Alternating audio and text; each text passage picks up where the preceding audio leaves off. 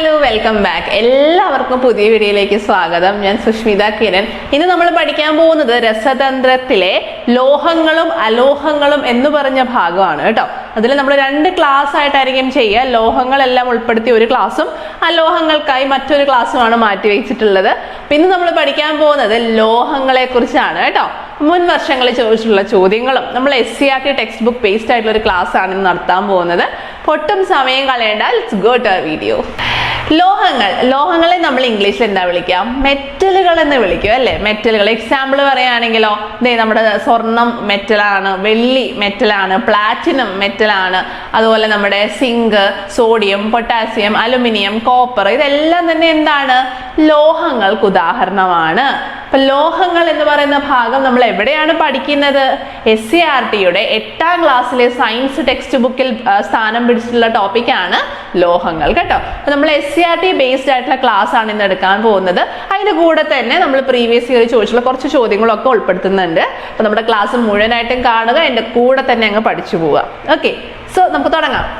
ലോഹങ്ങൾ ബേസിക്കലി ചോദിച്ചാൽ എന്താണ് മക്കളെ ലോഹങ്ങൾ എന്ന് പറഞ്ഞാല്?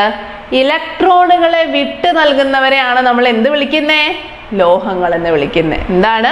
ഇലക്ട്രോണുകളെ വിട്ടുകൊടുക്കുന്നവർ, ഇലക്ട്രോണുകളെ നഷ്ടപ്പെടുത്തുന്നവരെയാണ് എന്ത് വിളിക്കുന്നത്? ലോഹങ്ങൾ എന്ന് വിളിക്കുന്നത്. അങ്ങനെ ഇലക്ട്രോണിനെ നഷ്ടപ്പെടുത്തുന്ന ആ സ്വഭാവത്തിന് നമ്മളൊരു പേര് വിളിക്കും. എന്താണ്? Electro positivity. നമ്മൾ സ്കൂളിലൊക്കെ പഠിച്ചിട്ടുണ്ടായിരിക്കും അല്ലെ? Electro positivity. അപ്പൊ ഇലക്ട്രോ പോസിറ്റിവിറ്റി എന്ന് പറഞ്ഞാൽ എന്താ? പോസിറ്റീവ് ആവണമെങ്കിൽ ഇലക്ട്രോണുകൾ കുറവായിരിക്കണം. കാരണം ഇലക്ട്രോണിന്റെ ചാർജ് എന്താണ്? മൈനസ് ആണ്. ഇലക്ട്രോൺ പോയി കഴിഞ്ഞാൽ അവിടെ പ്ലസ് ചാർജ് വരുമല്ലോ. അങ്ങനെ ഒന്ന് കണക്ട് ചെയ്ത് ആലോചിക്കുക കേട്ടോ. ഇലക്ട്രോ പോസിറ്റിവിറ്റി എന്നത് ലോഹങ്ങൾ കാണിക്കുന്ന സ്വഭാവമാണ്. അതായത് ഇലക്ട്രോണുകളെ നഷ്ടപ്പെടുത്തുന്നവരാണ് ആര്? ലോഹങ്ങൾ. ഒന്നാമത്തെ പോയിന്റ് നമ്മൾ പഠിച്ചു കഴിഞ്ഞു. എന്താണ് ലോഹങ്ങൾ? ഇലക്ട്രോണുകളെ നഷ്ടപ്പെടുത്തുന്നവരെയാണ് നമ്മൾ ലോഹങ്ങൾ എന്ന് വിളിക്കുന്നത്. അപ്പോൾ ആ സ്വഭാവത്തിനെ എന്ത് വിളിക്കും? ഇലക്ട്രോ പോസിറ്റിവിറ്റി എന്ന് വിളിക്കും. നമ്മുടെ പീരിയോഡിക് ടേബിൾ നമ്മൾ പഠിച്ചതാണ് അല്ലെ? ആധുനിക പീരിയോഡിക് ടേബിളിനെ പറ്റിയിട്ടൊക്കെ നമ്മൾ പഠിച്ചായിരുന്നു. ആവർത്തന പട്ടികയിൽ ഇടത് ഭാഗത്തായിട്ട് കാണുന്ന ആൾക്കാരെ നമ്മൾ എന്ത് വിളിക്കും? ലോഹങ്ങൾ എന്ന് വിളിക്കും. കണ്ടോ? നമ്മുടെ ലോഹങ്ങൾ എവിടെയാ കിടക്കുന്നേ? നമ്മുടെ ആധുനിക പീരിയോഡിക് ടേബിൾ ആവർത്തന പട്ടികയുടെ ഏറ്റവും ഇങ്ങേ അറ്റത്തായിട്ട് ഇടത് ഭാഗത്തായിട്ടാണ് ആരുള്ളത്? ലോഹങ്ങൾ ഉള്ളത്. ഇവിടെ നിന്നും അങ്ങോട്ട് പോകും തോറും ആര് വരാൻ തുടങ്ങും? അലോഹങ്ങൾ വരാൻ തുടങ്ങും. അപ്പൊ അങ്ങേ അറ്റത്ത് കിടക്കുന്ന ആൾക്കാരെല്ലാം ആരായിരിക്കും? അലോഹങ്ങളായിരിക്കും. കണ്ടോ? അപ്പൊ നമ്മുടെ ആധുനിക ആവർത്തന പട്ടികയിൽ ലോഹങ്ങളെ എല്ലാം ആദ്യം ഇട്ട് വെച്ചിട്ടുണ്ട്. നമ്മുടെ ഇടതുഭാഗത്തായിട്ട് വരുന്ന ആൾക്കാരെല്ലാം ആരാണ്? ലോഹങ്ങളാണ്. വലത്തോട്ട് പോകും തോറും എന്ത് സംഭവിക്കും? നമ്മൾ പറയും ഒരു പീരീഡിന് അക്രോസ് ആയിട്ട്, പീരീഡിൽ നിന്നും ഇടത് നിന്നും വലതിലേക്ക് പോകുമ്പോൾ എന്ത് സംഭവിക്കും? ലോഹത്തിന്റെ സ്വഭാവം കുറഞ്ഞു കുറഞ്ഞു വരികയും അലോഹ സ്വഭാവം കൂടിക്കൂടി വരികയും ചെയ്യും. പറഞ്ഞു എന്ന് മാത്രമേ ഉള്ളൂ. ഏത് രീതിയിൽ വേണമെങ്കിലും ചോദ്യം ചോദിക്കാമല്ലോ. ഇനി നമുക്ക് ഇവരുടെ സവിശേഷതകൾ എന്തൊക്കെയാണെന്ന് പഠിക്കാം. ലോഹങ്ങൾക്കെല്ലാം തിളക്കമുണ്ട് അല്ലെ? നമ്മൾ നോക്കിയാൽ മതി. അലുമിനിയം ആയിക്കോട്ടെ, അല്ലെങ്കിൽ കോപ്പർ ആയിക്കോട്ടെ, നമ്മുടെ സ്വർണം, വെള്ളി, ഇതിനൊക്കെ എന്തുണ്ട്? തിളക്കമുണ്ട്. അതിന്റെ സർഫസിൽ ഒരു തിളക്കം നമുക്ക് കാണാൻ സാധിക്കും. ലോഹങ്ങൾക്കെല്ലാം എന്തുണ്ട്? തിളക്കമുണ്ട്. നമ്മൾ അതിനെ വിളിക്കുന്ന പേരാണ് ലെസ്റ്റർ കേട്ടോ. ലെസ്റ്റർ എന്നാ പറയാ തിളക്കം എന്നുള്ളത്. അപ്പൊ ലെസ്റ്ററസ് പ്രോപ്പർട്ടി കാണിക്കുന്നത് ആരാണ്? ലോഹങ്ങളാണ്.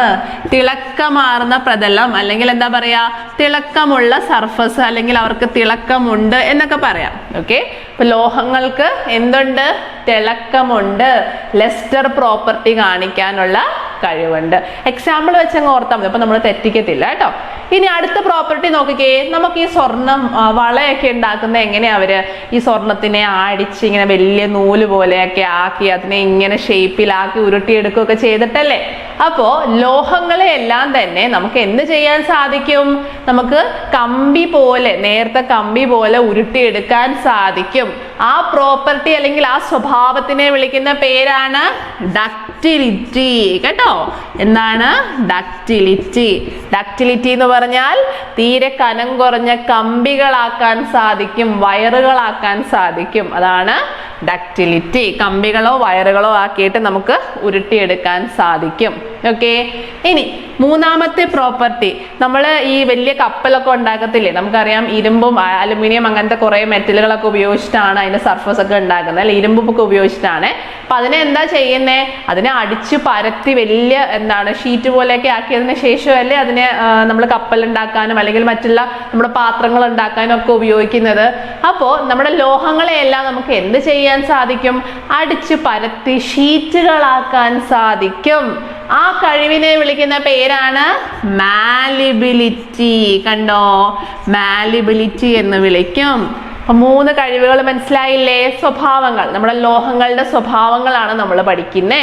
ഒന്നാമത്തെ സ്വഭാവം എന്താണ്, തിളക്കമുണ്ട്. നമ്മുടെ ലോഹങ്ങൾക്ക് എല്ലാം തന്നെ തിളക്കമുണ്ട് കേട്ടോ. അപ്പൊ അതിനെ നമ്മൾ എന്ത് വിളിക്കും, ലെസ്റ്റർ പ്രോപ്പർട്ടി, ലെസ്റ്ററസ് ആണ് അല്ലെങ്കിൽ ലെസ്റ്റർ പ്രോപ്പർട്ടി കാണിക്കുന്നു എന്ന് പറയാം. രണ്ടാമത്, നമുക്ക് അവരെ വയറുകളാക്കാൻ സാധിക്കും, കമ്പികളാക്കാൻ സാധിക്കും, വളരെ കനം കുറഞ്ഞ കമ്പികളാക്കാൻ സാധിക്കും കേട്ടോ. അപ്പൊ കനം കുറഞ്ഞ കമ്പികളാക്കാൻ സാധിക്കുന്ന അവരുടെ ആ കഴിവിനെ എന്ത് വിളിക്കുന്നു, ഡക്റ്റിലിറ്റി എന്ന് വിളിക്കുന്നു. എക്സാമ്പിൾ ഓർത്താൽ മതി, നമ്മുടെ കോപ്പർ വയറുകളൊക്കെ കണ്ടിട്ടില്ലേ, കോപ്പർ വയറിനകത്ത് കോപ്പറൊക്കെ വളരെ നൂല് പോലെ കമ്പിയാക്കിയതിന് ശേഷമല്ലേ വെച്ചിട്ടുള്ളത്. അപ്പൊ അങ്ങനെയൊക്കെ ആക്കാൻ പറ്റുന്ന എന്തുകൊണ്ടാണ്, അവർക്ക് ഡക്റ്റിലിറ്റി പ്രോപ്പർട്ടി ഉള്ളത് കൊണ്ടാണ്. ഓക്കെ. അടുത്തത് മാലിബിലിറ്റി. മാലിബിലിറ്റി എന്ന് പറഞ്ഞാൽ എന്താ, ലോഹങ്ങളെ നമുക്ക് അടിച്ച് പരത്തി ഷീറ്റുകളാക്കാൻ സാധിക്കും. അതാണ് മാലിബിലിറ്റി എന്ന് പറയുന്നത്. ഇതിലെല്ലാം എക്സാമ്പിൾ പഠിച്ചോ. ഡക്റ്റിലിറ്റി എന്ന് പറയുമ്പോഴേ നമുക്കറിയാം സ്വർണം നമുക്ക് വളയാക്കാനും മാലയാക്കാനും ഒക്കെ പറ്റും അല്ലെ. ഇപ്പൊ ഗോൾഡ് എന്ന് പറയുന്നത് ഒരു എക്സാമ്പിൾ ആണ്, കോപ്പർ എന്ന് പറയുന്നത് ഒരു എക്സാമ്പിൾ ആണ്, അലുമിനിയം എന്ന് പറയുന്നത് ഒരു എക്സാമ്പിൾ ആണ്. അലുമിനിയം വയറുകൾ ഉണ്ടാക്കാം, കോപ്പർ വയറുകൾ ഉണ്ടാക്കാം, ഗോൾഡ് ഉപയോഗിച്ച് പലതരത്തിലുള്ള ഓർണമെന്റ്സ് ഉണ്ടാക്കാം. ഇതെല്ലാം വയറ് പോലെ ആക്കാനൊക്കെ പറ്റുന്നുണ്ടല്ലോ, അത് ഡക്റ്റിലിറ്റി കൊണ്ടാണ്. അടുത്തത് മാലിബിലിറ്റി. മാലിബിലിറ്റിക്ക് എക്സാമ്പിൾ ഏതൊക്കെ തന്നെ പറയാം, ഇതൊക്കെ തന്നെ പറയാം അല്ലെ. അലുമിനിയം പാത്രങ്ങൾ ഉണ്ടാക്കാം, ഇരുമ്പ് അയൺ നമ്മൾ ആ പാത്രം ഉണ്ടാക്കാനും ബാക്കിയുള്ള സാധനങ്ങൾ ഉണ്ടാക്കാനും ഒക്കെ അതിനെ അടിച്ചു പരത്തിയാലല്ലേ പറ്റുള്ളൂ. അപ്പൊ ഇതുപോലെ ഇതൊക്കെ എക്സാമ്പിൾ ആയിട്ട് നമുക്ക് പഠിക്കാം. ഇത് മാത്രമല്ല കേട്ടോ, ലോഹങ്ങൾക്കെല്ലാം തന്നെ ഈ എല്ലാ സ്വഭാവ സവിശേഷതകളും ഉണ്ട്. നമ്മൾ ഒരു പാത്രം എടുത്തു, ഒരു അലുമിനിയം പാത്രം എടുത്തിട്ട് ഒരു സ്പൂൺ വെച്ചിട്ട് ഒരു ഒറ്റ പൊട്ടുക, എന്ത് സംഭവിക്കും, ഒച്ച കേൾക്കത്തില്ലേ? ഇതുപോലെ ലോഹങ്ങളുടെ നമ്മൾ സർഫസിൽ മറ്റെന്തെങ്കിലും വസ്തുക്കൾ ഉപയോഗിച്ച് കൊട്ടിയാൽ ശബ്ദം പുറപ്പെടുവിക്കാനുള്ള കഴിവ്, അതിനെ നമ്മൾ വിളിക്കുന്ന പേരാണ് സൊണോറിറ്റി. കേട്ടോ, മറന്നു പോവല്ലേ, സൊണോറിറ്റി. അപ്പൊ എന്താണ് സൊണോറിറ്റി എന്ന് പറഞ്ഞാൽ, അതിന്റെ സർഫസിൽ നിന്നും അതിന്റെ പ്രതലത്തിൽ നിന്നും ശബ്ദം പുറപ്പെടുവിക്കാനുള്ള കഴിവിനെയാണ് സൊണോറിറ്റി എന്ന് പറയുന്നത്. മറ്റെന്തെങ്കിലും വസ്തു ഉപയോഗിച്ച് നമ്മൾ ഇതിന്റെ സർഫസിൽ തൊട്ട് കഴിഞ്ഞാൽ ശബ്ദം കേൾക്കാൻ പറ്റുന്നുണ്ടോ അല്ലെങ്കിൽ ശബ്ദം പുറപ്പെടുവിക്കാൻ പറ്റുന്നുണ്ടോ, അതാണ് സൊണോറിറ്റി. ലോഹങ്ങൾക്കെല്ലാം തന്നെ ഈ ഒരു കഴിവുണ്ട് കേട്ടോ, സോണറസ് ആയിരിക്കും. നമ്മുടെ ലോഹങ്ങളെല്ലാം എന്തായിരിക്കും, സോണറസ് ആയിരിക്കും, സൊണോറിറ്റി കാണിക്കാൻ കഴിവുണ്ടായിരിക്കും, ഒച്ച ഉണ്ടാക്കാൻ പറ്റും. തന്നെ വർത്താനം പറയല്ല, നമ്മൾ അതിന്റെ സർഫസിൽ എന്തെങ്കിലും ഒരു സാധനം ഉപയോഗിച്ചിട്ട് ഒരു വസ്തു ഉപയോഗിച്ചിട്ട് അടിക്കുകയോ വല്ലതും ചെയ്താൽ എന്തുണ്ടാവും, ശബ്ദം ഉണ്ടാവും. അതാണ് സോണറിറ്റി. ക്ലിയർ ആണല്ലോ. നമ്മൾ ലോഹങ്ങളെ മുറിക്കുമ്പോൾ അവരുടെ പുതിയതായിട്ട് ഉണ്ടാവുന്ന ആ ഒരു പ്രതലം അല്ലെങ്കിൽ സർഫസ് ഉണ്ടല്ലോ, അതിന് നല്ലതുപോലെ തിളക്കം ഉണ്ടായിരിക്കും. നമുക്കറിയാലോ, പുറമേ ഉള്ള സർഫസ് കുറെ നാൾ ഇരുന്ന് കഴിയുമ്പോൾ അതിന്റെ ആ ഒരു തിളക്കമൊക്കെ അങ്ങ് മങ്ങും അല്ലേ. നമ്മൾ അതേസമയം നേരെ അകത്തേക്ക് മുറിക്കുമ്പോൾ എന്ത് സംഭവിക്കും, അകത്തുള്ള സർഫസ് നല്ലതുപോലെ തിളങ്ങും. അപ്പൊ അകത്തെ ആ ഒരു പ്രതലത്തിൽ നല്ലതുപോലെ തിളക്കം നമുക്ക് കാണാൻ സാധിക്കും. ആ ഒരു പ്രോപ്പർട്ടി അല്ലെങ്കിൽ ആ ഒരു സ്വഭാവത്തിനെ വിളിക്കുന്ന പേരാണ് ലോഹദ്വിതി. കേട്ടോ, ലോഹദ്വിതി. അപ്പൊ എന്താണ് ലോഹദ്വിതി എന്ന് ചോദിച്ചു കഴിഞ്ഞാല്, ലോഹദ്വിതി എന്ന് പറഞ്ഞു കഴിഞ്ഞാൽ നമ്മൾ ഏതെങ്കിലും ഒരു ലോഹം എടുത്തിട്ട് അതിന്റെ ഒരു ഭാഗം മുറിച്ചു മാറ്റിയാൽ അതിന്റെ ആ മുറിച്ചു മാറ്റിയ ഭാഗങ്ങളിൽ നല്ലാത്ത തിളക്കം നമുക്ക് കാണാൻ സാധിക്കും. ആ ഒരു തിളക്കം കാണിക്കാനുള്ള ആ ഒരു സ്വഭാവത്തിനെ വിളിക്കുന്ന പേരാണ് ലോഹദ്വിതി. മനസ്സിലായോ? അപ്പൊ എന്താണ് ലോഹദ്വിതി? ആ തിളക്കം കാണിക്കാനുള്ള ആ ഒരു കഴിവിനെയാണ് നമ്മൾ ലോഹദ്വിതി എന്ന് പറയുന്നത്. ഇനി പൊതുവെ നമ്മുടെ ലോഹങ്ങളെല്ലാം കാഠിന്യമുള്ളവരായിരിക്കും. ലോഹങ്ങളുടെ മറ്റൊരു സവിശേഷതയാണ് എന്ത്, കാഠിന്യം അല്ലെങ്കിൽ ഹാർഡ്നെസ് എന്ന് വിളിക്കും. കേട്ടോ, കാഠിന്യം അല്ലെങ്കിൽ ഹാർഡ്നെസ്. അപ്പം ലോഹങ്ങൾക്കെല്ലാം എന്തുണ്ടാവും, നല്ല കട്ടിയായിരിക്കും, നല്ല കാഠിന്യമുള്ള സർഫസ് ആയിരിക്കും ഉണ്ടാവുക. അവിടെ നമുക്കൊരു 1-2 എക്സെപ്ഷനുകളുണ്ട് കേട്ടോ. എന്താണെന്നല്ലേ, സോഡിയം, ലിഥിയം, പൊട്ടാസ്യം, ഇതുപോലുള്ള കുറച്ച് ലോഹങ്ങളുണ്ട്. സോഡിയം, ലിഥിയം, പൊട്ടാസ്യം, ഇവരെയൊക്കെ നമ്മൾ വിളിക്കുന്ന പേരാണ് മൃദുലോഹങ്ങൾ. എന്താണ്? മൃദുലോഹങ്ങൾ. കാരണം എന്താ? പേര് തന്നെ ഉണ്ട് അല്ലേ? ഇവരെ നമുക്കൊരു കത്തിയൊക്കെ ഉപയോഗിച്ച് വളരെ എളുപ്പത്തിൽ 2 കഷ്ണങ്ങളാക്കാൻ സാധിക്കും. അതുകൊണ്ടാണ് ഇവരെ നമ്മൾ മൃദുലോഹങ്ങൾ എന്ന് വിളിക്കുന്നത്. അപ്പോൾ ഇതുപോലെ ഒരു കത്തി വെച്ചിട്ടോ വളരെ എളുപ്പത്തിൽ മുറിച്ചു മാറ്റാൻ പറ്റുന്നവരെ നമ്മൾ മൃദുലോഹങ്ങൾ എന്ന് വിളിക്കും. ഏതൊക്കെയാണ്? Lithium, sodium, potassium. മറന്നു പോകരുത് കേട്ടോ. ലിഥിയം, സോഡിയം, പൊട്ടാസ്യം, ഇത് 3 മൃദുലോഹങ്ങൾക്ക് ഉദാഹരണം. ഈ 3 ഒഴികെയുള്ളവരെല്ലാം ജനറലി എന്തായിരിക്കും? കാഠിന്യമുള്ളവരായിരിക്കും. കത്തി വെച്ചൊന്നും അങ്ങനെ മുറിക്കാനൊന്നും പറ്റില്ല കേട്ടോ. അപ്പൊ മൃദുലോഹങ്ങൾക്ക് ഉദാഹരണം ഏത്? Sodium, potassium, lithium. മറന്നു പോകരുത് കേട്ടോ. നമ്മുടെ വീട്ടില് ബൾബ് കണ്ടിട്ടില്ലേ? ഇപ്പത്തെ LED ബൾബ് അല്ല കേട്ടോ, അല്ലാതെ ഫിലമെന്റ് വരുന്ന ബൾബുകൾ കണ്ടിട്ടില്ലേ? ആ ബൾബിനകത്ത് ഫിലമെന്റ് ഉണ്ടാക്കാനായി ഉപയോഗിക്കുന്ന ലോഹം ഏത്? പ്രീവിയസ് ഇയർ PSC ചോദ്യമാണ് കേട്ടോ. നമ്മുടെ ബൾബ് ഫിലമെന്റ് ആയി ഉണ്ടാക്കാൻ ഉപയോഗിക്കുന്ന ലോഹം ഏത്? ഉത്തരമാണ് ടങ്സ്റ്റൺ. മറന്നു പോകരുത് കേട്ടോ. ടങ്സ്റ്റൺ എന്ന് പറയുന്ന ലോഹമാണ് നമ്മളുടെ ബൾബ് ഫിലമെന്റ് ഉണ്ടാക്കാനായി നമ്മൾ ഉപയോഗിക്കുന്നത്. അപ്പൊ ഏതാണ് ഉപയോഗിക്കുന്നത്? ടങ്സ്റ്റൺ ആണ് നമ്മൾ ഉപയോഗിക്കുന്നത്. ഇനി ടങ്സ്റ്റൺ എന്തുകൊണ്ടാണ് ഉപയോഗിക്കുന്നത്? എന്തുകൊണ്ടാണ് നമുക്ക് മറ്റുള്ള എലമെന്റുകളൊന്നും ഉപയോഗിക്കാൻ സാധിക്കാത്തത്? ടങ്സ്റ്റന് 2 പ്രത്യേകതകളുണ്ട്. ഒന്നാമത്തെ പ്രത്യേകത, അതിന്റെ ഡക്റ്റിലിറ്റി വളരെ കൂടുതലാണ്. എന്തായിരുന്നു ഡക്റ്റിലിറ്റി? നമ്മളിവിടെ പഠിച്ചതാണ് അല്ലെ? കനം കുറഞ്ഞ നൂല് പോലത്തെ കമ്പിയാക്കി മാറ്റാൻ സാധിക്കും. അതാണ് അതിന്റെ ഡക്റ്റിലിറ്റി പ്രോപ്പർട്ടി എന്ന് പറയുന്നത്. അപ്പൊ അത് വളരെ കൂടുതലാണ്. അപ്പൊ നമ്മുടെ ഫിലമെന്റ് ഒക്കെ കണ്ടിട്ടില്ലേ? വളരെ തിന്നാണ് അല്ലെ? വളരെ നൈസായിട്ടുള്ള ഒരു പാളി മാത്രമേ അതിനകത്തുള്ളൂ. അപ്പൊ അത്രയും ചെറിയ വയറുകളാക്കി മാറ്റാനുള്ള അതിന്റെ കഴിവിനെയാണ് ഡക്റ്റിലിറ്റി എന്ന് പറയുന്നത്. അത് ടങ്സ്റ്റനെ സംബന്ധിച്ചിടത്തോളം വളരെ കൂടുതലാണ്. രണ്ടാമത്തെ പ്രോപ്പർട്ടി, ടങ്സ്റ്റനിന്റെ മെൽറ്റിംഗ് പോയിന്റ് വളരെ കൂടുതലാണ്. മെൽറ്റിംഗ് പോയിന്റ് വളരെ കൂടുതൽ എന്ന് പറഞ്ഞാൽ നമുക്കറിയാമല്ലോ, ബൾബ് കുറേ നേരം ഇട്ട് കഴിയുമ്പോൾ എന്ത് പറ്റും? ചൂടാവും. ചൂടാവുക എന്ന് പറഞ്ഞാൽ അവിടെ എന്ത് വരുന്നുണ്ട്? ഹീറ്റ് ട്രാൻസ്ഫർ നടക്കുന്നുണ്ട് അല്ലെ? ചൂട് ഇങ്ങനെ താപം പ്രൊഡ്യൂസ് ആയിക്കൊണ്ടിരിക്കുകയാണ്. ചൂട് കൂടുന്തോറും എന്ത് പറ്റും? ചൂട് കൂടുന്തോറും ഇത് മെൽറ്റ് ചെയ്യാൻ തുടങ്ങും, നമ്മുടെ മെറ്റൽ ഉരുകാൻ തുടങ്ങും. പക്ഷെ ടങ്സ്റ്റന്റെ മെൽറ്റിംഗ് പോയിന്റ് വളരെ കൂടുതലാണ്. അതുകൊണ്ട് ഒരുമാതിരിപ്പെട്ട ചൂടിലൊന്നും അത് എന്താവില്ല? ഉരുകിപ്പോവില്ല കേട്ടോ. അതുകൊണ്ടാണ് നമ്മൾ ലൈറ്റ് കുറെ നാളുകളോളം ലൈറ്റ് ഓരോ ബൾബൊക്കെ ഇട്ട് കഴിഞ്ഞാൽ ഫ്യൂസ് ആവാതിരിക്കില്ലേ? അതിന്റെ കാരണം അതാണ്. അതിന്റെ മെൽറ്റിംഗ് പോയിന്റ് വളരെ കൂടുതലാണ്, ദ്രവണാങ്കം വളരെ കൂടുതലാണ് കേട്ടോ. തെറ്റിക്കരുതേ. അപ്പം ദ്രവണാങ്കം കൂടുതലാണ്, അതുപോലെ തന്നെ ഡക്റ്റിലിറ്റിയും കൂടുതലാണ്. അതുകൊണ്ടാണ് നമ്മൾ ബൾബിന്റെ ഫിലമെന്റ് ഉണ്ടാക്കാൻ ആരെ ഉപയോഗിക്കുന്നേ? ടങ്സ്റ്റനെ ഉപയോഗിക്കുന്നത്. ഓക്കെ, നമ്മുടെ ലോഹങ്ങൾ താപചാലകങ്ങളുമാണ്, അതുപോലെ വൈദ്യുതി ചാലകങ്ങളുമാണ് കേട്ടോ. വൈദ്യുതി ചാലകങ്ങൾ എന്ന് പറഞ്ഞാൽ എന്താ? വൈദ്യുതിയെ കടത്തിവിടും. താപചാലകം എന്ന് പറഞ്ഞാൽ എന്താണ്? താപത്തിനെ കടത്തിവിടും. ഇത് രണ്ടിനെയും കടത്തിവിടാൻ കഴിവുള്ളവരാണ് ആര്? ലോഹങ്ങൾ. അപ്പൊ 2 പോയിന്റ്സ് ഓർത്തോണം കേട്ടോ. They are good conductors of heat and electricity. നമ്മൾ പഠിക്കുന്നതാണ്. ഹീറ്റിനെയും കടത്തിവിടും, ഇലക്ട്രിസിറ്റിയെയും കടത്തിവിടും. താപത്തിനെയും വൈദ്യുതിയെയും കടത്തിവിടാൻ കഴിവുള്ളവരാണ് ആര്? മെറ്റലുകൾ. ത്തിനെയൊക്കെ ഉരുക്കി, വെള്ളിയൊക്കെ ഉരുക്കിയിട്ടല്ലേ നമുക്ക് ആവശ്യമുള്ള ഷേപ്പിലേക്ക് മാറ്റിയെടുക്കുന്നത്. അപ്പം ഹീറ്റിനെയും ഇലക്ട്രിസിറ്റിയെയും കടത്തിവിടാൻ ആർക്ക് കഴിവുണ്ട്? നമ്മുടെ മെറ്റലുകൾക്ക് കഴിവുണ്ട്. ഇടിമിന്നലൊക്കെ ഉള്ള സമയത്ത് സ്വർണവും അതുപോലെയുള്ള മറ്റ് ആഭരണങ്ങളൊന്നും ഇട്ട് വെളിയിൽ പോയി നിൽക്കരുതെന്ന് പറയുന്നത് എന്തുകൊണ്ടാ? ഇലക്ട്രിസിറ്റിയെ കടത്തിവിടാൻ കഴിവുണ്ട്. നമുക്ക് ഷോക്ക് ഏൽക്കാനുള്ള സാധ്യത കൂടുതലാണ് കേട്ടോ. വെള്ളി പറയാം, കോപ്പർ പറയാം, അലുമിനിയം പറയാം, ഗോൾഡ് പറയാം. ഇതെല്ലാം തന്നെ എക്സാമ്പിളുകളാണ് കേട്ടോ. കോപ്പറും അലുമിനിയം ഒക്കെ എന്തുകൊണ്ടാണ് ഗുഡ് കണ്ടക്ടേഴ്സ് ഓഫ് ഇലക്ട്രിസിറ്റി ആയതുകൊണ്ടാണ് നമ്മൾ ലൈൻ കമ്പി ആയിട്ടും നമ്മുടെ വീട്ടിലെ വയറുകളായിട്ടും ഒക്കെ തന്നെ കോപ്പറും അലുമിനിയം ഒക്കെ ഉപയോഗിക്കാനുള്ള കാരണം. ഓക്കെ, ഇനി ലോഹങ്ങളെല്ലാം തന്നെ റൂം ടെമ്പറേച്ചറിൽ സോളിഡ് ആയിരിക്കും കേട്ടോ. ഖര അവസ്ഥയിലായിരിക്കും പൊതുവേ നമ്മുടെ ലോഹങ്ങളെല്ലാം ഉണ്ടാവുക. അവിടെ ഒരു എക്സെപ്ഷൻ വരുന്നത് മെർക്കുറി ആണ്. ഓർത്തിരുന്നോണം, മെർക്കുറി എന്ന് പറയുന്നത് റൂം ടെമ്പറേച്ചറിൽ ദ്രാവക അവസ്ഥയിലായിരിക്കും. ലിക്വിഡ് അറ്റ് റൂം ടെമ്പറേച്ചർ എന്നാണ് നമ്മൾ പഠിക്കുന്നത്. അപ്പൊ റൂം ടെമ്പറേച്ചറിൽ കുറച്ച് മെർക്കുറി എടുത്താൽ എന്ത് ചെയ്യും? അത് ലിക്വിഡ് ആയിട്ടാണ് നിൽക്കുക അല്ലെ, സോളിഡ് ആയിട്ടല്ല. അത് ഖര അവസ്ഥയിലല്ല നിൽക്കുന്നത്, ദ്രാവക അവസ്ഥയിലാണ് നിൽക്കുന്നത്. മെർക്കുറി അവിടെ ഒരു എക്സെപ്ഷൻ ആണ്. ഈ എക്സെപ്ഷൻ വരുന്ന കാര്യങ്ങളൊക്കെ ഒന്ന് ശ്രദ്ധിച്ചു വെച്ചോണേ. അവിടെ നിന്നാണ് ചോദ്യങ്ങൾ വരാനുള്ള സാധ്യത കൂടുതൽ കേട്ടോ. അപ്പൊ മെർക്കുറി എന്ന് പറയുന്നത് എന്താണ്? Liquid at room temperature. നമ്മുടെ സാധാരണ റൂം ടെമ്പറേച്ചറിൽ ലിക്വിഡ് ആയിട്ടാണ് നിൽക്കുന്നത്, ദ്രാവക അവസ്ഥയിലാണ് നിൽക്കുന്നത്. മറ്റുള്ള ലോഹങ്ങളെല്ലാം തന്നെ എന്താണ്? സോളിഡ് ആണ്, ഖരാവസ്ഥയിലാണ് നിൽക്കുന്നത്. ഇനി ഒരുമാതിരിപ്പെട്ട നമ്മുടെ ലോഹങ്ങളെല്ലാം തന്നെ വളരെ ഉയർന്ന സാന്ദ്രതയുള്ളവരും അതുപോലെ തന്നെ താപനിലയിൽ മാത്രം ഉരുകുന്നവരും ആയിരിക്കും കേട്ടോ. അപ്പം നമുക്ക് വളരെ കൂടുതലായിട്ടുള്ള ടെമ്പറേച്ചർ കൊടുത്താൽ മാത്രമേ ഇവരൊക്കെ എന്ത് ചെയ്യുള്ളൂ? ഉരുകത്തുള്ളൂ. അതുകൊണ്ട് ലോഹങ്ങളെല്ലാം തന്നെ എന്താണ്? ഉയർന്ന താപനിലയിൽ ഉരുകുന്നവരും അതുപോലെ തന്നെ വളരെ ഉയർന്ന സാന്ദ്രതയുള്ളവരുമായിരിക്കും. അവിടെ നമുക്ക് 2 എക്സെപ്ഷൻ പഠിക്കാനുണ്ട്. ഗാലിയം എന്ന് പറയുന്നത് ഒരു സെമി കണ്ടക്ടർ ആണ് കേട്ടോ. ഗാലിയം, അതുപോലെ തന്നെ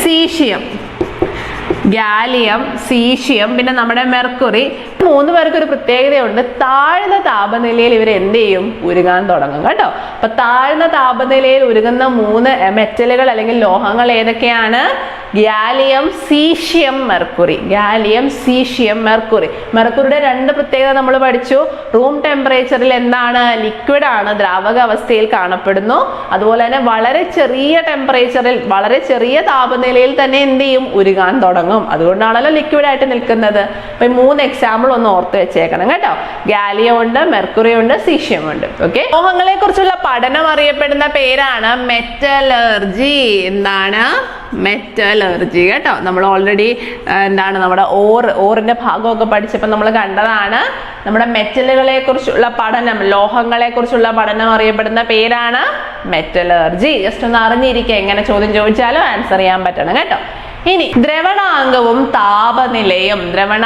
താപനിലയും നമ്മൾ ഓൾറെഡി ഫിസിക്സിൽ കണ്ട കാര്യങ്ങളാണ്, എന്നാലും ജസ്റ്റ് ഒന്ന് പറഞ്ഞു തരാമേ. ദ്രവണാങ്കം എന്ന് പറഞ്ഞാൽ എന്താണ്? നമ്മൾ പറയും മെൽറ്റിംഗ് പോയിന്റ്. നമ്മുടെ ഐസ് എടുത്തോ, ഐസ് എന്ന് പറയുന്നത് എന്ത് ചെയ്യും? ഉരുകും അല്ലെ? ഉരുകിയിട്ട് എന്തായിട്ട് മാറും?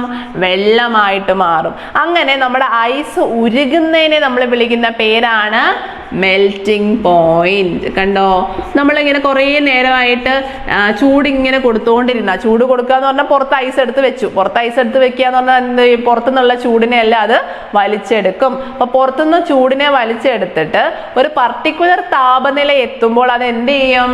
മെൽറ്റ് ചെയ്ത് വെള്ളമായിട്ട് മാറും, ഉരുകി വെള്ളമായി മാറും. അപ്പൊ അങ്ങനെ മാറുന്ന ആ താപനിലയെ നമ്മൾ വിളിക്കുന്ന പേരാണ് എന്ത്?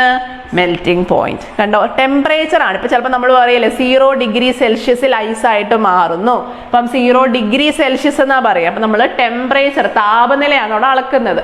അപ്പൊ ഐസ് വെള്ളമായിട്ട് മാറുക, അല്ലെങ്കിൽ നമ്മുടെ ഖരാവസ്ഥയിലുള്ള ലോഹം എന്തായിട്ട് മാറുന്നു? ദ്രാവക അവസ്ഥയിലുള്ള ലോഹമായിട്ട് മാറുന്നു. ആ താപനിലയെ നമ്മൾ വിളിക്കുന്ന പേരാണ് ദ്രവണാങ്കം. കണ്ടോ, എന്താണ്? ദ്രവണാങ്കം. നമ്മൾ മെൽറ്റിംഗ് പോയിന്റ് എന്ന് വിളിക്കും, ദ്രവണാങ്കം. ഇനി വെള്ളം എന്ത് ചെയ്യും? വെള്ളം ചൂടാക്കി കഴിഞ്ഞാൽ കുറെ നേരം കഴിയുമ്പോൾ അത് എന്തായിട്ട് മാറും? നീരാവിയായിട്ട് മാറും, വാട്ടർ വേപ്പർ ആയിട്ട് മാറും. അങ്ങനെ വെള്ളം തിളച്ച് നീരാവിയായി മാറുന്ന താപനിലയാണ് തിളനില. കണ്ടോ, തിളനില. നമ്മൾ ബോയിലിംഗ് ടെമ്പറേച്ചർ, ബോയിലിംഗ് പോയിന്റ് എന്നൊക്കെ വിളിക്കുവേ. അപ്പൊ ബോയിലിംഗ് പോയിന്റിനെയാണ് നമ്മൾ തിളനില എന്ന് വിളിക്കുന്നത്. മെൽറ്റിംഗ് പോയിന്റിനെയാണ് നമ്മൾ ദ്രവണാങ്കം എന്ന് വിളിക്കുന്നത്. നമ്മുടെ മെറ്റലുകൾ, ലോഹങ്ങൾക്കെല്ലാം എന്തുണ്ടാവും? ഉയർന്ന ദ്രവണാങ്കം ഉണ്ടായിരിക്കും. ലോഹങ്ങളുടെ പൊതുവായ സ്വഭാവത്തിൽ നമ്മൾ പഠിക്കുന്ന കാര്യമാണ് ലോഹങ്ങൾക്കെല്ലാം ഉയർന്ന ദ്രവണാങ്കമുണ്ട്. ഉയർന്ന ദ്രവണാങ്കം എന്ന് പറഞ്ഞാൽ എന്താണ്?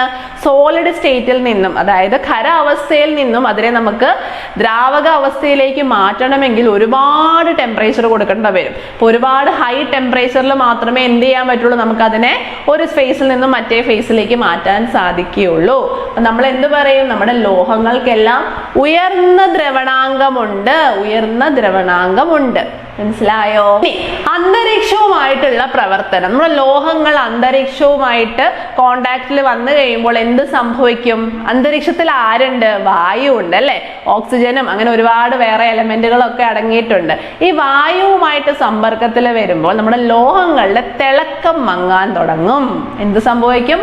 ലോഹങ്ങളുടെ തിളക്കം മങ്ങാൻ തുടങ്ങും. വെള്ളി പാദസരമൊക്കെ ഇട്ട് കുറെ നാൾ കഴിയുമ്പോൾ എന്ത് പറ്റും, അതിലൊരു പച്ച കളറൊക്കെ വരാൻ തുടങ്ങും അല്ലെ, അതിന്റെ തിളക്കമൊക്കെ അങ്ങ് മങ്ങിപ്പോവും. സ്വർണ്ണമൊക്കെ വാങ്ങിച്ചിടുമ്പോഴും അതെ, ഇടുമ്പോൾ ഭയങ്കര തിളക്കമോ, കുറെ കാലം കഴിയുമ്പോൾ എന്ത് ചെയ്യും, തിളക്കമൊക്കെ അങ്ങ് മങ്ങിപ്പോവും. ഇതിന്റെ കാരണം എന്താണ്, നമ്മുടെ അറ്റ്മോസ്ഫിയറുമായിട്ടുള്ള കോണ്ടാക്ട് ആണ്, വായുവുമായിട്ടുള്ള കോണ്ടാക്ട് ആണ് കേട്ടോ.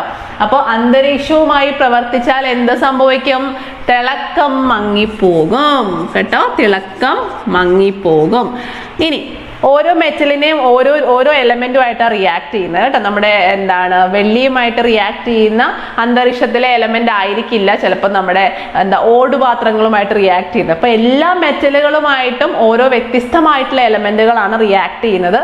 ജസ്റ്റ് അറിഞ്ഞിരിക്കുക കേട്ടോ. ഇത്രയും അറിഞ്ഞു വെക്കുക, അന്തരീക്ഷവുമായിട്ട് പ്രവർത്തിക്കുമ്പോൾ എന്ത് സംഭവിക്കും, തിളക്കം മങ്ങാൻ തുടങ്ങും. അങ്ങനെയാണെങ്കിൽ ജലവുമായിട്ട് പ്രവർത്തിച്ചാൽ എന്ത് സംഭവിക്കും നോക്കിയാലോ. ഒരു മെറ്റൽ എടുത്തോ, സോഡിയം എന്ന് പറയുന്നത് ജലം എന്താണ്, H2O ആണ് അല്ലെ, വാട്ടർ. അതുമായിട്ട് റിയാക്ട് ചെയ്താൽ എന്ത് സംഭവിക്കും, ഇവിടുത്തെ സോഡിയം ഇവിടെ നിന്ന് ഒരു OH എടുത്തിട്ട് എന്തിനെ OH ആയിട്ട് മാറുന്നു, പ്ലസ് H2 എന്നുള്ള ഗ്യാസ് ലിബറേറ്റ് ചെയ്യുന്നു. ഹൈഡ്രജൻ വാതകം അവിടെ ഉൽപ്പാദിപ്പിക്കപ്പെടുന്നുണ്ട് കേട്ടോ. അപ്പൊ നമുക്കിതൊന്ന് ബാലൻസ് ചെയ്ത് കൊടുക്കാം. 2 സോഡിയം, അപ്പൊ ഞാൻ ഇവിടെ 2 സോഡിയം ഇട്ട് കൊടുത്തു. ഇനി ഇവിടെ 2 ഹൈഡ്രജൻ, ഇവിടെ 2 ഹൈഡ്രജൻ വന്നു. അപ്പൊ ഇവിടെ 2 ഹൈഡ്രജൻ വരണമെങ്കിൽ 2H2O. ബാലൻസിങ് ഒന്നും അറിഞ്ഞിരിക്കണ്ട, ഞാനങ്ങ് എൻ്റെ ഒരു ഭാഷയിൽ പറഞ്ഞു എന്ന് മാത്രമേ ഉള്ളൂ കേട്ടോ. നിങ്ങൾ കെമിസ്ട്രിക്കാർക്ക് ഇതുപോലത്തെ ഇക്വേഷൻ ഒക്കെ കാണുമ്പോൾ വലിയ സന്തോഷമാണ്, അതുകൊണ്ട് പറയുന്നു എന്ന് മാത്രമേ ഉള്ളൂ. അപ്പൊ നോക്കിക്കേ, 2 സോഡിയം 2 വാട്ടറുമായിട്ട് റിയാക്ട് ചെയ്താൽ NaOH, അവിടെ ഒരു ആൽക്കലി ഉണ്ടാവുന്നുണ്ട്, പക്ഷെ അതിന് പ്രസക്തി ഇല്ല. എന്തിനാണ് പ്രസക്തി, ഹൈഡ്രജൻ പ്രൊഡ്യൂസ് ചെയ്യുന്നു, ഹൈഡ്രജൻ വാതകം അവിടെ ഉൽപ്പാദിപ്പിക്കപ്പെടുന്നു കേട്ടോ. എല്ലാ എലമെന്റ്സും ഒന്നും ഇങ്ങനെ റിയാക്ട് ചെയ്യില്ല, വളരെ കുറച്ച് ലോഹങ്ങൾ മാത്രമേ റിയാക്ട് ചെയ്യുള്ളൂ. പക്ഷെ റിയാക്ട് ചെയ്താൽ അവിടെ എന്തുണ്ടാവും, ഹൈഡ്രജൻ വാതകം ഉൽപ്പാദിപ്പിക്കപ്പെടുന്നു. പ്രീവിയസ് ഇയർ ചോദ്യമായിരുന്നു കേട്ടോ, എന്ന് വിചാരിക്കുന്നു. അപ്പൊ അറ്റ്മോസ്ഫിയറുമായിട്ട് റിയാക്ട് ചെയ്താൽ തിളക്കം മങ്ങിപ്പോവും. ഇനി നേരെ മറിച്ച് വെള്ളവുമായിട്ട് റിയാക്ട് ചെയ്താൽ അവിടെ എന്തുണ്ടാവും, ഹൈഡ്രജൻ വാതകം ഉണ്ടാകും. അടുത്തത് ആസിഡുമായിട്ടുള്ള പ്രവർത്തനം എങ്ങനെയാണെന്ന് നോക്കിയാലോ. പ്രീവിയസ് ഇയർ ചോദ്യമായിരുന്നു കേട്ടോ. നമ്മുടെ സിങ്ക് എന്ന് പറയുന്ന ലോഹം HCl ഹൈഡ്രോക്ലോറിക് ആസിഡുമായി റിയാക്ട് ചെയ്താൽ, രാസപ്രവർത്തനത്തിൽ ഏർപ്പെട്ടാൽ ഉണ്ടാകുന്ന വാതകം ഏത് എന്നൊരു ചോദ്യം ഉണ്ടായിരുന്നു. അപ്പൊ നോക്കിക്കേ, ഇവിടെ റിയാക്ട് ചെയ്ത് കഴിഞ്ഞാൽ ഉണ്ടാവാൻ പോകുന്നത് ZnCl2 + H2. ഇവിടെ നമുക്ക് എന്ത് തന്നെ ഉണ്ടാവുള്ളൂ, ഹൈഡ്രജൻ വാതകം തന്നെയാണ് ഉണ്ടാവുക. അപ്പൊ ആസിഡുമായിട്ട് റിയാക്ട് ചെയ്താലും എന്ത് സംഭവിക്കും, ഹൈഡ്രജൻ വാതകം അവിടെ ഉൽപ്പാദിപ്പിക്കപ്പെടുന്നു.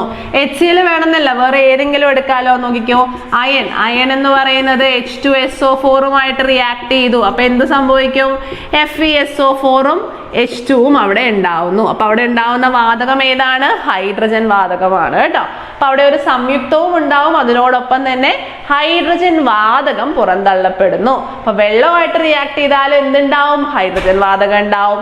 അതുപോലെ തന്നെ നമ്മുടെ ആസിഡുമായിട്ട് റിയാക്ട് ചെയ്താൽ എന്തുണ്ടാവും, ഹൈഡ്രജൻ വാതകമാണ് അവിടെ ഉണ്ടാവുന്നത്. ഭൂവൽക്കത്തിൽ സ്വതന്ത്ര അവസ്ഥയിൽ കാണപ്പെടുന്ന ലോഹം ഏതാണ്, നമ്മൾ മുന്നത്തെ ഒരു ക്ലാസ്സിൽ പറഞ്ഞിട്ടുണ്ട് അല്ലെ. ഭൂവൽക്കത്തിൽ സ്വതന്ത്ര അവസ്ഥയിൽ കാണപ്പെടുന്ന ലോഹമാണ് ഗോൾഡ്. കണ്ടോ, സ്വതന്ത്ര അവസ്ഥയിൽ കാണപ്പെടുന്ന ലോഹം ഏതാണ്, ഗോൾഡ് ആണ് കേട്ടോ. ഇനി അതേസമയം ഏറ്റവും കൂടുതൽ കാണപ്പെടുന്ന ലോഹം ഏതാണ്, ഇതെന്താണ്, സ്വതന്ത്ര അവസ്ഥയിൽ കാണപ്പെടുന്നു. ഇനി അതേസമയം ഏറ്റവും കൂടുതൽ കാണപ്പെടുന്ന ലോഹം ഏതാണ്, അലുമിനിയം ആണ് കേട്ടോ. അലുമിനിയം ആണ് ഭൂവൽക്കത്തിൽ ഏറ്റവും കൂടുതലായി കാണപ്പെടുന്ന ലോഹം. ഇതെല്ലാം പ്രീവിയസ് ഇയർ ആണ്, പഠിച്ചു വെക്കുക. അലുമിനിയത്തിന് ശേഷം വരുന്നത് അയൺ ആണ് കേട്ടോ. നമ്മൾ Fe എന്നാണ് അയണിനെ എഴുതുക. അയൺ ഉണ്ട്, കാൽഷ്യം ഉണ്ട്. എന്നാലും ജസ്റ്റ് ഒന്ന് അറിഞ്ഞിരിക്കുക, അലുമിനിയം കഴിഞ്ഞ് അയൺ ആണ് വരുന്നതെന്ന കാര്യം ഒന്ന് ഓർത്ത് വെച്ചേക്കണം. ഇനി അപ്പൊ സ്വതന്ത്രാവസ്ഥയിൽ കാണപ്പെടുന്നത് ഗോൾഡ് ആണ്, ഏറ്റവും അധികമായി കാണപ്പെടുന്നത് അലുമിനിയം ആണ്. ഇനി അലുമിനിയത്തിന് ശേഷം അടുത്ത സ്ഥാനം ആർക്കാണ്, അയണിനാണ്. അപ്പൊ ഇത്രയും കാര്യങ്ങൾ മനസ്സിലാക്കി വെക്കുക. ശരീരത്തിനകത്ത് ബ്ലഡ് എന്ന് പറയുന്ന കോംപ്ലക്സ് ഏതാണ്, ഹീമോഗ്ലോബിൻ അല്ലെ. ഹീമോഗ്ലോബിൻ അകത്ത് അടങ്ങിയിരിക്കുന്ന ലോഹം ഏതാണ്, പ്രീവിയസ് ഇയർ ചോദ്യമാണ്. ഹീമോഗ്ലോബിൻ അകത്ത് അടങ്ങിയിരിക്കുന്ന ലോഹമാണ് അയൺ.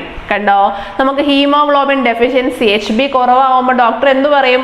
അയൺ സിറപ്പ് കഴിക്കൂ, ഡേറ്റ്സ് കഴിക്കൂ എന്നൊക്കെ പറയാറില്ലേ? അപ്പൊ അതിന്റെ കാരണം എന്താണ്? അതിനകത്ത് അയൺ ധാരാളമായിട്ട് അടങ്ങിയിട്ടുണ്ട്. അപ്പൊ നമ്മുടെ ശരീരത്തിൽ അയൺ കുറവാകുമ്പോൾ കൂടുതലായിട്ട് അയണിനെ എടുക്കാൻ വേണ്ടി ആവശ്യപ്പെടും. അപ്പൊ നമ്മുടെ ബ്ലഡിന് റെഡ് കളർ കൊടുക്കുന്ന സാധനം ആരാണ്?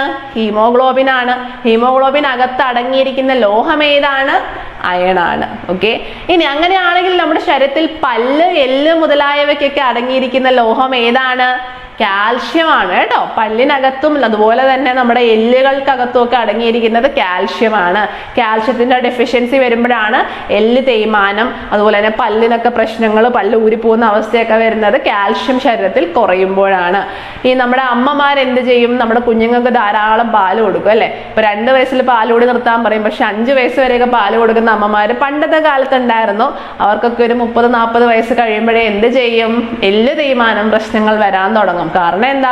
ശരീരത്തിൽ കാൽഷ്യം ആണ് പാലിനകത്തൂടെ കുഞ്ഞിനും കിട്ടുന്ന മേജർ ആയിട്ടുള്ള കമ്പോണന്റ്. അപ്പൊ ഈ കാൽഷ്യം കിട്ടാതെ വരുമ്പോൾ എന്ത് ചെയ്യും? ശരീരത്തിനകത്തുള്ള എല്ലിനകത്ത് നിന്നൊക്കെയുള്ള കാൽഷ്യം ഇങ്ങനെ നമ്മുടെ ബോഡി വലിച്ചെടുക്കാൻ തുടങ്ങും. അപ്പൊ അതുകൊണ്ടാണ് എല്ല് തേയ്മാനം പോലത്തെ പ്രശ്നങ്ങളൊക്കെ ധാരാളമായിട്ട് സ്ത്രീകളിൽ വരാനുള്ള കാരണം കേട്ടോ.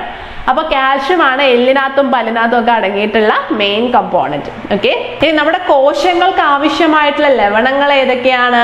കോശങ്ങൾക്ക് ആവശ്യമായിട്ടുള്ള ലവണങ്ങളാണ് സോഡിയവും പൊട്ടാസ്യവും കേട്ടോ. സോഡിയം Na എന്നാണ് നമ്മൾ സോഡിയത്തിനെ റെപ്രസെന്റ് ചെയ്യുന്നത്. K എന്നാണ് നമ്മൾ എന്തിനെ കാണിക്കുന്നത്? പൊട്ടാസ്യത്തിനെ കാണിക്കുന്നത്. അപ്പൊ സോഡിയവും പൊട്ടാസ്യവും നമ്മുടെ ശരീരത്തിന് ആവശ്യമായിട്ടുള്ള ലവണങ്ങളാണ്.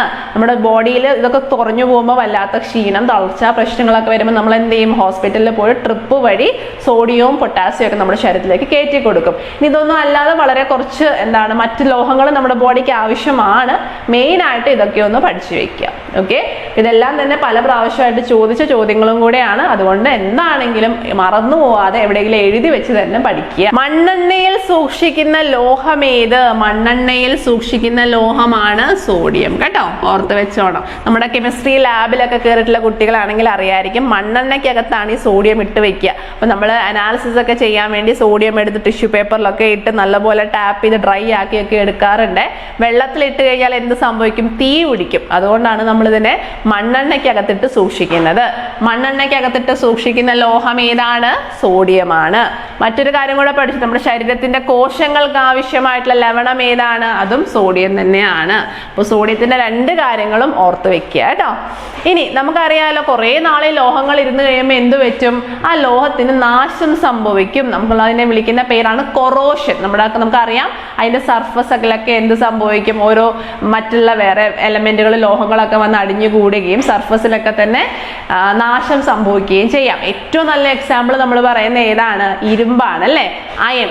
ഇരുമ്പിന് കുറെ നാൾ ഇരുന്ന് കഴിയുമ്പോൾ എന്ത് പറ്റും? തുരുമ്പ് പിടിക്കും. നമുക്കറിയാം, ഇരുമ്പ് ആണിയൊക്കെ കുറെ നാൾ വെള്ളത്തിലിട്ട് വെച്ചാൽ അതിന്റെ സർഫസിൽ മുഴുവൻ എന്ത് പറ്റും? തുരുമ്പ് പിടിക്കും.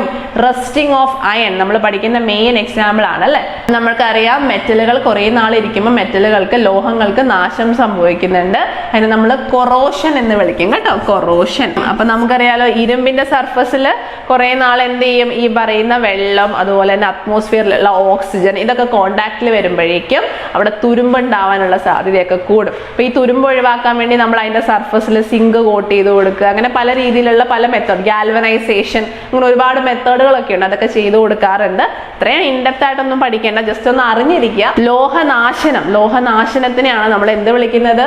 കൊറോഷൻ എന്ന് വിളിക്കുന്നത്. ഓക്കെ, തീരത്ത് പ്രദേശങ്ങളിൽ, സമുദ്രത്തിന്റെ അടുത്ത് കിടക്കുന്ന പ്രദേശങ്ങളിലൊന്നും തന്നെ ഇരുമ്പിന്റെ ആണി ഉപയോഗിക്കില്ല. പകരം കോപ്പറിന്റെ ആണിയാണ് ഉപയോഗിക്കുന്നത്. അതിന്റെ മെയിൻ കാരണം ഈ ലോഹനാശനം തടയാൻ വേണ്ടിയിട്ടാണ് കേട്ടോ. വെള്ളവുമായിട്ട് കോണ്ടാക്റ്റിൽ വരുന്നത് കൊണ്ട് തന്നെ എപ്പോഴും അവിടെ വെള്ളമയം ഉണ്ടാവും, ഈർപ്പം നിലനിൽക്കും. അപ്പൊ ഈർപ്പം നിലനിൽക്കുമ്പോൾ പെട്ടെന്ന് തന്നെ എന്ത് ചെയ്യും? തുരുമ്പ് പിടിക്കാനുള്ള സാധ്യത കൂടുതലാണ്. അതുകൊണ്ടാണ് അവിടെ കോപ്പർ ആണികൾ ഉപയോഗിക്കുന്നത്. കാര്യം കൂടെ പറഞ്ഞോട്ടെ, നമ്മുടെ അലുമിനിയം ചീഞ്ചട്ടിയിൽ പുളിയുള്ള സാധനങ്ങൾ, മോര്, തൈര്, ഇതൊന്നും ഇട്ട് വെക്കരുത് എന്ന് പറയും. എന്തുകൊണ്ടാണ്? അലുമിനിയം പാത്രത്തിൽ നമുക്കറിയാലോ, പുളി എന്നുള്ള സാധനങ്ങളിനകത്തെല്ലാം തന്നെ എന്തുണ്ട്? ആസിഡ് അടങ്ങിയിട്ടുണ്ട്. നമ്മുടെ തൈര് തൈരിനകത്ത് എന്തടങ്ങിയിട്ടുണ്ട്? ലാക്റ്റിക് ആസിഡ് അടങ്ങിയിട്ടുണ്ട്. അപ്പൊ ഈ ആസിഡുമായിട്ട് നമ്മുടെ മെറ്റൽ റിയാക്ട് ചെയ്യുമ്പോൾ എന്ത് പറ്റും? അലുമിനിയം അതിനകത്തേക്ക് ലീച്ച് ചെയ്ത് ഇറങ്ങാൻ തുടങ്ങും. നമ്മൾ പറയാം കുറച്ച് അലുമിനിയം ആ പാത്രത്തിൽ നിന്നും നമ്മുടെ കറിയിലേക്ക് എന്ത് ചെയ്യും? ട്രാൻസ്ഫർ ആയിക്കൊണ്ടിരിക്കുകയാണ്. ഈ അലുമിനിയം മുഴുവൻ നമ്മുടെ ശരീരത്തിൽ പോയി അക്യുമുലേറ്റ് ചെയ്താൽ എന്ത് സംഭവിക്കും? അൽഷിമേഴ്സിന്റെ മെയിൻ കാരണം ശരീരത്തിൽ അലുമിനിയം അടിഞ്ഞുകൂടുന്നതാണ് കേട്ടോ. SCERT ടെക്സ്റ്റ് ബുക്കിന്റെ പുറകിൽ വരുന്ന കുറച്ച് ചോദ്യങ്ങളാണ് ഞാൻ പറഞ്ഞതൊക്കെ കേട്ടോ. ഇനി ഇരുമ്പ് പാത്രത്തിൽ ഇടയ്ക്കിടയ്ക്ക് എണ്ണ തടവി കൊടുക്കണം, എണ്ണ തടവി മെഴുക്കി എടുക്കണം എന്ന് പറയും. അതിന്റെ കാരണം എന്താണ്? എണ്ണ എന്ന് പറയുന്നത് വെള്ളത്തിനെ തടയാൻ സഹായിക്കുന്ന ഒരു സാധനമാണ് അല്ലെ. എണ്ണയുടെ സർഫസിൽ വെള്ളത്തിന് നിൽക്കാൻ സാധിക്കില്ല. അപ്പൊ എണ്ണ തടവി വെക്കുക എന്ന് പറഞ്ഞാൽ നമ്മുടെ ഇരുമ്പ് പാത്രങ്ങൾ വെള്ളവുമായിട്ട് കോണ്ടാക്ട് വരുന്നില്ല, അതുകൊണ്ട് തന്നെ തുരുമ്പിക്കാതിരിക്കാൻ അത് സഹായിക്കും കേട്ടോ. അപ്പൊ തുരുമ്പ് ഒഴിവാക്കാൻ വേണ്ടിയാണ് ഇരുമ്പ് പാത്രങ്ങൾക്ക് മുകളിലായിട്ട് എണ്ണ തടവി കൊടുക്കണം എന്ന് പറയുന്നത്. നമ്മൾ ഇന്ന് ഡിസ്കസ് ചെയ്തത് ലോഹങ്ങളെ കുറിച്ചായിരുന്നു. ലോഹങ്ങളെ കുറിച്ച് ചോദിച്ചിട്ടുണ്ടായിരുന്ന പ്രധാനപ്പെട്ട ചോദ്യങ്ങൾ നമ്മുടെ SCERT പാഠഭാഗമാണ് മെയിൻ ആയിട്ട് നമ്മൾ ക്ലാസ്സിൽ ഇൻക്ലൂഡ് ചെയ്തിട്ടുള്ളത്. അപ്പൊ ക്ലാസ് മുഴുവനായിട്ടും വൃത്തിയായിട്ട് തന്നെ പഠിക്കുക. അടുത്തൊരു ക്ലാസ് നമ്മൾ അലോഹങ്ങളെ കുറിച്ചും ഇതുപോലെ തന്നെ ചെയ്യുന്നതായിരിക്കും. അപ്പൊ ക്ലാസ് ഇഷ്ടപ്പെടുന്നുണ്ടെങ്കിൽ ആ ലൈക്ക് ബട്ടൺ അമർത്തുക. സബ്സ്ക്രൈബ് ചെയ്തിട്ടില്ല എന്നുണ്ടെങ്കിൽ നമ്മുടെ ചാനൽ ഒന്ന് സബ്സ്ക്രൈബും കൂടെ ചെയ്യുക കേട്ടോ. മറ്റൊരു നല്ല വീഡിയോ ആയിട്ട് വീണ്ടും കാണാം. അതുവരേക്കും ടാറ്റാ.